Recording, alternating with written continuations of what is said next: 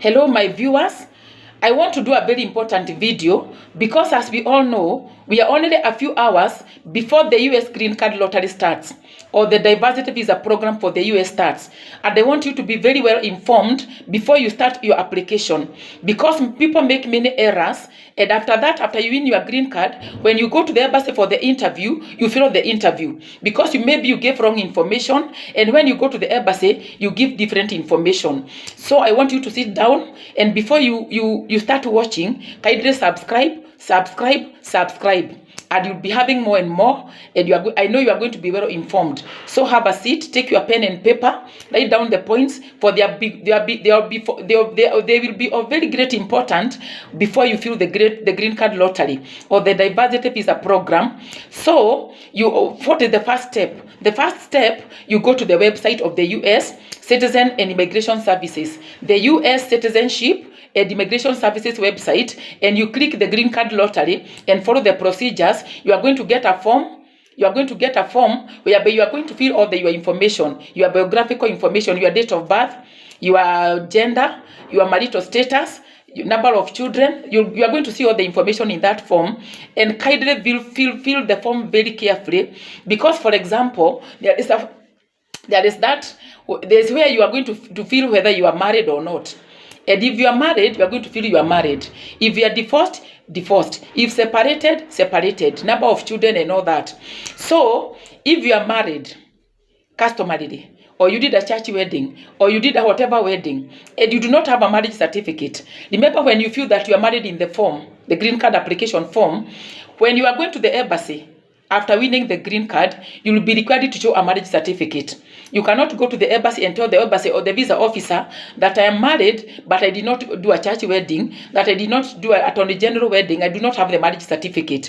Remember, when you feel that you are married, you must produce a marriage certificate in the embassy or the consulate office where you are going to do the interview. So when you feel that you are married, because maybe you are married and do not have the certificate, ensure before the green card results are out next year, in 2025 May, you have done your wedding, or you have gone to the attorney general to officiate your wedding, so that you might get a marriage certificate. And because it takes time to get the certificate, you can start the process now. Because when you feel that you are married, because you are not informed, when you go to the visas or whatever, you are going to the embassy, the US embassy or consulate in your country for the interview. Because remember, even after filling the green card, after you win, you'll have to go to the embassy for an interview. They are going to ask you, because you have to, there's a slot for, even after winning, there is a form that we normally call the form DS-260. After now winning the green card, after you have been confirmed that you have won,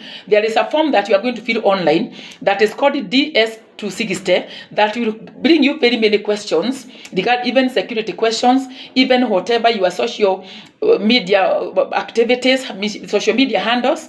There are going to be so many questions, and there is a slot where you are going to be asked about the marital status after now winning the green card, because already now you filled the green card that you are married. So now when you go to the form DS-260, you have to upload your marriage certificate. So be very careful when you are filling the green card application form. Be very careful. If you do not have a marriage certificate, it will be a problem to you. So it is good after you fill the green card that you are married, because anyway you are married. Because as I told you, we have to be authentic. We have to be truthful. If you are not married, you are not married. If you are married and don't have a marriage certificate, kindly do that. Officiate it. You can go to the attorney general. You can go to your pastor or your servant of God and officiate it, so that you can get a marriage certificate. So that after you win the green card, you will not be frustrated because you do not have a marriage certificate. And that can be a ground for refusal. You can be refused the visa because of false information, or maybe not even false, because of wrong information. You feel that you are married and you don't have the marriage certificate. So when you are filling the green card, fill everything very appropriately. Remember, your children that are below 21 years, you are going to put all of them. Take very nice photos, 2 millimeters by 2 millimeters. Go to a nice cyber, be taken a good photo. Ensure that your forehead is visible, your ears are visible, you don't have eyeglasses, you do not have makeup. The photo must look the way you look. It must have good appearance, and it should be of the required millimeters, 2 by 2 millimeters. So be very careful when you are doing the application and on the information that you are giving. Your children who are above 21 years and who are 21 years and above, they can fill for themselves. Those ones can fill for themselves. So fill all the children that are below 21, fill the marital status, the gender and all that. Remember, after this application, in May 2020, in 2025 May, we shall have the results. And after the results, if you are declared a winner, you will need to go online again to the US government website and fill the form DS-260. The form DS-260 is the form that is normally filled by those that have won the green card, because that one is an immigration visa. So the form D-160 have got questions. And remember, when filling the green card, before even going to the DS-260, even before winning, in the initial stage when you are filling the green card, remember, you must have, for example, in Kenya, we normally have secondary education. After completing your primary education, you go for 4 years in secondary education. Remember, you must have that to be a principal applicant. The principal applicant is the one now that is applying. So if you are the husband, you must have a Form 4 certificate, so showing that you did your Form 4. You did your secondary education for 4 years exclusively for the general education. So you have a Form 4 certificate that you did your secondary education for 4 years. So if you're not the primary applicant, it is okay. So your husband can apply for you. If the husband did not do that, maybe he did not reach Form 4, the wife can be the principal applicant. But there are some cases, if you have not done that, for example, in Kenya, you do not have the secondary education, 4 years in general education, and you can also be qualified if you have a work experience. There is sometimes, maybe in other countries, or I don't know, in Kenya mostly, if you don't have the Form 4 certificate, it is very hard to see that somebody didn't do Form 4, but they are doing those Zone 4, the job work group 4, the job Zone 4, the job group Zone 4. The job group Zone 4 or 5 is whereby you can be employed by an organization and you have the on the job training, the OJT, you know, the OJT, on job training. Maybe you work for 5 years and then you have experience because you have done the OJT on job training, and you have got skills and experience that enable you to work very effectively. For example, you can be a sales manager and you never did Form 4. You went to an organization, you are shown how to work, maybe by a qualified staff, and you did that, and you have a good experience or training for 2 years in the 5 years. You have a training for 2 years in the 5 years. Maybe you are a sales manager. You have done. Maybe you can even be an electrician. You can be a qualified person, but you did not go. You did not finish Form 4. But if you never finished Form 4, for example, in Kenya, you do not have the O-level certificate. Remember, you cannot say now that you can do you can do the exam and you have not studied for 4 years. Because you know, when you go to the embassy, they will need to see surely that you went to a school and studied for 4 years before you got the O-level. Because in some instances, some people do, like in Kenya, we call it Gubaru. You do the Gubaru education, maybe you do part-time, you read part-time, you learn part-time, and then you do exam. That one cannot qualify you, even if you have a Form 4 certificate. It must be you have gone to school for 4 years, done the general or whatever education, and now after that you do an exam and you get your O-level certificate in the case of Kenya. In other countries, I don't know how they apply, but in this case the US recognizes the 4 years experience after the primary education in secondary school.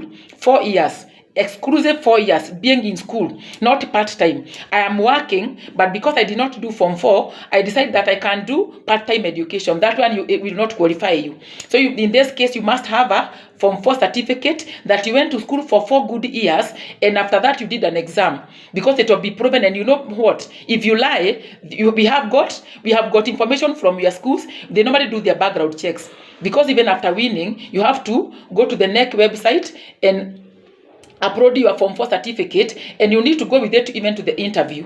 Remember, the Form 4 certificate, for example, in our case, you need to go with it to the interview.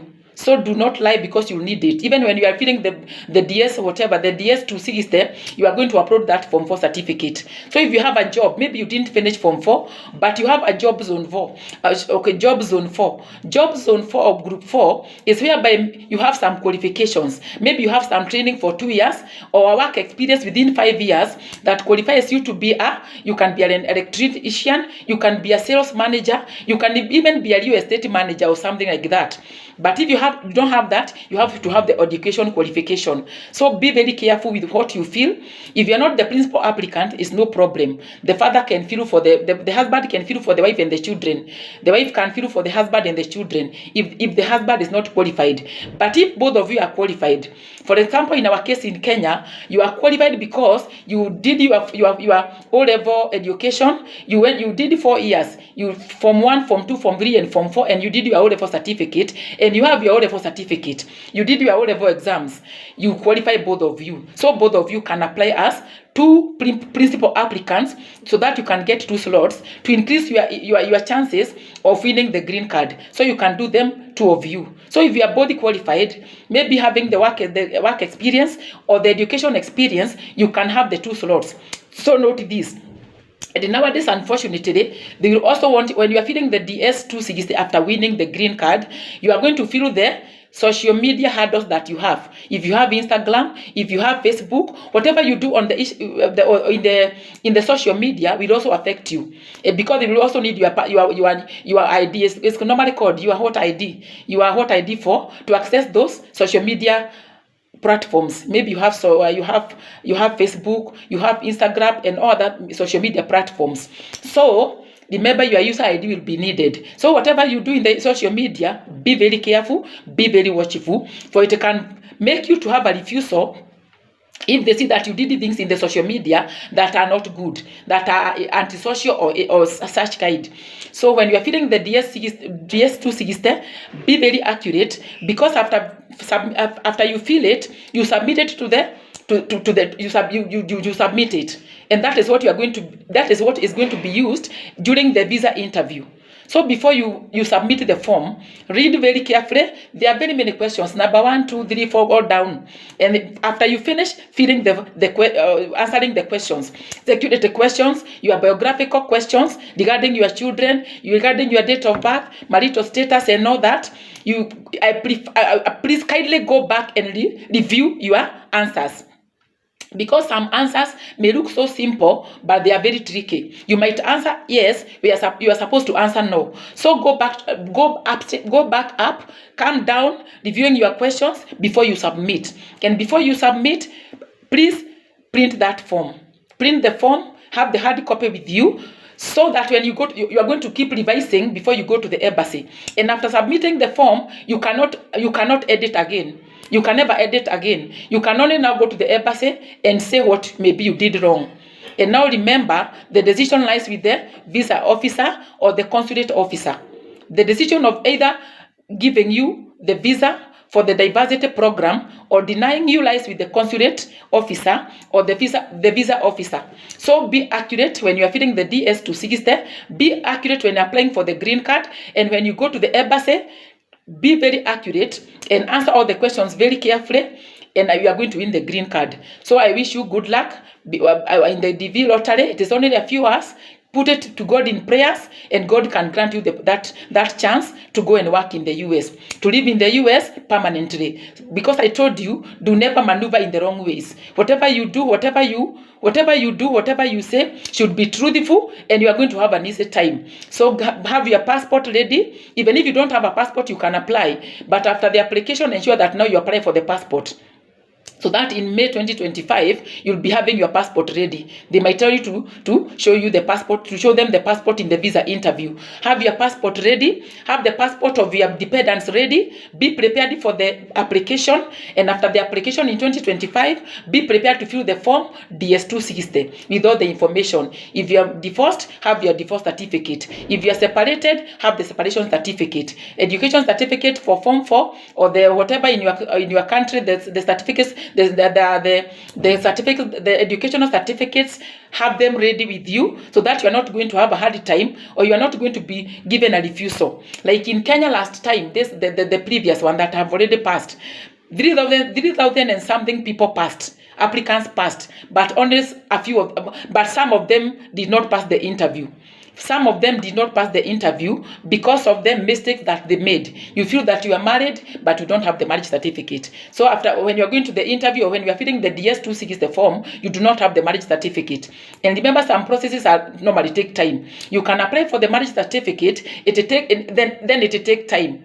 And then you can be disqualified because you don't have the documents that you are needed to have. So I wish you good luck. When you go to the embassy, I wish you good luck, and put God first. Thank you so very much. And before you watch, kindly subscribe, kindly share, kindly comment, and put on the notification bell so that whenever I upload, you are going to be the first one to watch. I wish you a good luck. If you have any queries, you can put them in the comment section, and I will answer all the questions. I will not ignore any questions. I always read through the comments. If there is anything of concern, I will answer you. Thank you very much. God bless you, and have a nice time.